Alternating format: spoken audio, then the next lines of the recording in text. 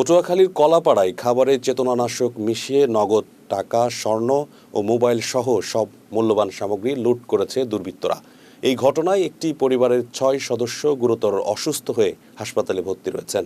মঙ্গলবার ভোররাতে টিয়াখালী ইউনিয়নের পশ্চিম বাহাদুরতরী গ্রামের আব্বাস হাওলাদারের বাড়িতে এই ঘটনা ঘটে। পুলিশ ও স্থানীয় সূত্র জানায়, সোমবার রাত ১১টার দিকে খাবার খেয়ে পরিবারের সবাই ঘুমিয়ে পড়েন। সকালে ঘুম না ভাঙায় প্রতিবেশীরা তাদের ডাকতে গিয়ে অচেতন অবস্থায় পান।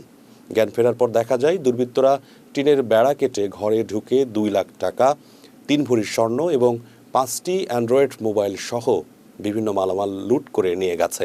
ভুক্তভোগীদের ধারণা, খাবারের চেতনানাশক মিশিয়ে দুর্বৃত্তরা এই ঘটনা ঘটিয়েছে। এ বিষয়ে কলাপাড়া থানার ওসি জুয়েল ইসলাম জানিয়েছেন, অভিযোগ পেলে বিষয়টি তদন্ত করে আইনানুগ ব্যবস্থা নেওয়া হবে।